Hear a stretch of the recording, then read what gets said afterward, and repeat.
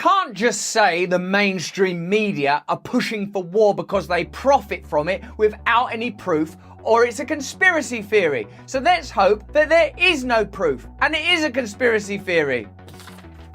Proof! Hello, we're the news. We're here just to tell you some stuff, and there's no biases at play here. You can trust us. Those guys are bad, we're good. It's as simple as that. A study of our nation's most influential media outlets reveals that it's the press that is driving the charge towards war with Russia over Ukraine. Because of data analysis these days, which is mostly used to sell us stuff, you can diagnose reality in ways that just wasn't possible a little while ago. Have a listen to this. 90% of recent opinion articles in the New York Times, the Washington Post, and the Wall Street Journal have taken a hawkish view on conflict, written by pundits tied to the national security state. So there you are, that's some information. Oh no, you're just making it up if the coverage is balanced. Well no, 90% of it is hawkish or bellicose, more inclined towards war, and in many cases written by pundits tied to the national security state. So there is an attitude of belligerence or sort of warmongering, call it what you will, and there are financial ties between the people writing that content and the military-industrial complex. And of course this is happening at a time when we're increasingly told that anything outside of the mainstream media is misinformation or disinformation, where Russia Today,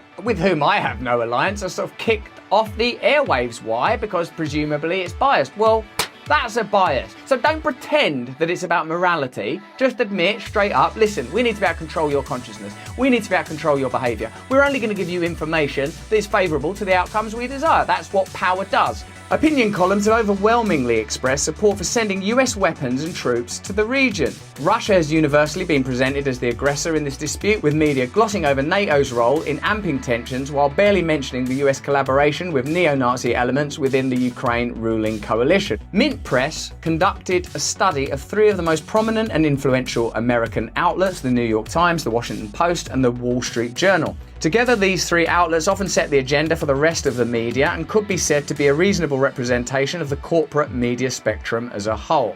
Using the search term Ukraine in the Factiva Global News database, all opinion pieces on the conflict published in a 3-week period were read and studied. This gave a sample of 91 articles, in total 15 in the Times, 49 in the Post and 27 in the Journal. Overall, the tone from the three newspapers studied was exceedingly hawkish, with around 90% of the columns expressing a get tough message. There was little to no variation among the outlets in their tone.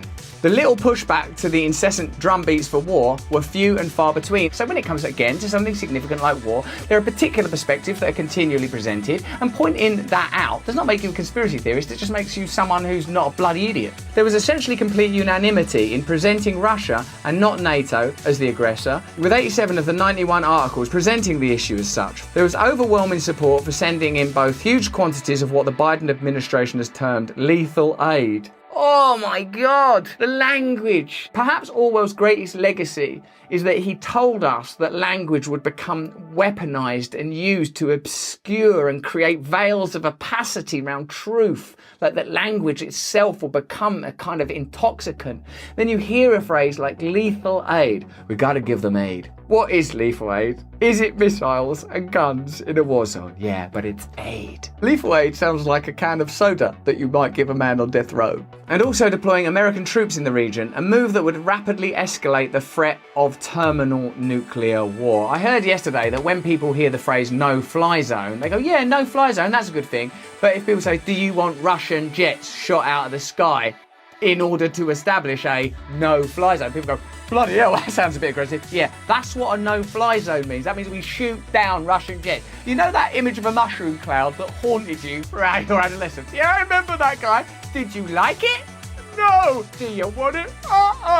No-fly zone? Well, that sounds fun. The Post went much further, however, with one column demanding that the US send around 85,000 soldiers to the region immediately, a figure that is said must be matched by other NATO members as well. I went to journalism school on a Bill Gates scholarship. However, the Journal went furthest of all, calling for the US to be turned into a global military state in order to fight 2 world wars at once. Page 1. Turn the US into a global militarist state immediately to fight 2 world wars at once. And then over here on page 2, Walmart got some good deals on, and then it's mostly sports and weather.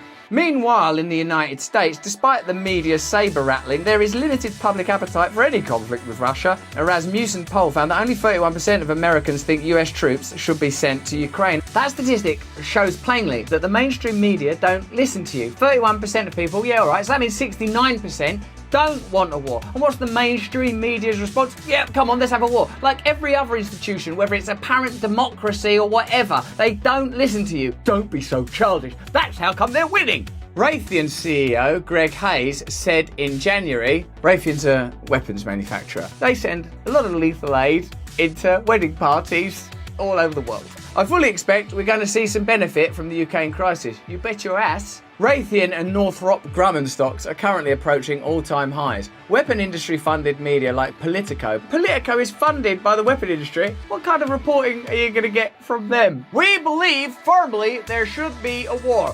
Why is that? Because if there isn't one, we're going to have to lose Janice from accounts. And I like her. Weapon industry-funded media like Politico publish content wondering whether the US should rattle Putin's cage. You know what we should do? We should rattle his cage. Over the last week or so, and I don't want to bother you with it, I've been being called a conspiracy theorist and stuff. You've got Politico being funded by the weapons industry. I mean, doesn't that sound like a conspiring, a sort of a desired mutual outcome from two powerful entities, Politico and the weapons industry? Does pointing that out make me a conspirator? I've got a theory. What's the theory? Well, it's crazy. The weapons industry. The weapons industry. They're giving Politico money, right? Yeah, they are doing that. We've got facts. We can see that. We've got the bank accounts. Yep, that's all true. Right, but what if, Politico, when they're writing about the war, like they say stuff that would be good for the weapons industry? You sick son of a bitch. Sorry, it's my new meds. I got him off Pfizer. Hey! Should rattle Putin's cage, and journalists at White House press conferences continue to goad the administration into more aggressive posturing. Cable news viewership has jumped during Russia's invasion of Ukraine. Oh, what a coincidence. CNN, Fox and MSNBC collectively averaged 6.4 million viewers in prime time. That's up from their January average of 4 million. CNN's audience soared from 633,000 in January to 1.75 million last week, up 178%. And MSNBC had 980,000 for its war coverage, up 51% over January. But to make a connection between those rising viewer figures and increased advertising revenue that would come from the kind of organisations that also might be broadly supportive of war, and pundits that are supportive of war, and the cold, hard facts that 90% of coverage in those three publications that is broadly representative of the mainstream media was explicitly pro-war, to make any connection between those facts would make you a conspiracy theorist. He got caught, read his laptop, and you know who's a criminal? You're a criminal for not reporting it. You are a criminal for not reporting it. Let me tell you something. Joe Biden is a criminal, and he's been a criminal for a long time, and you're a criminal in the media for not reporting it. Good luck, everybody. Have a good time.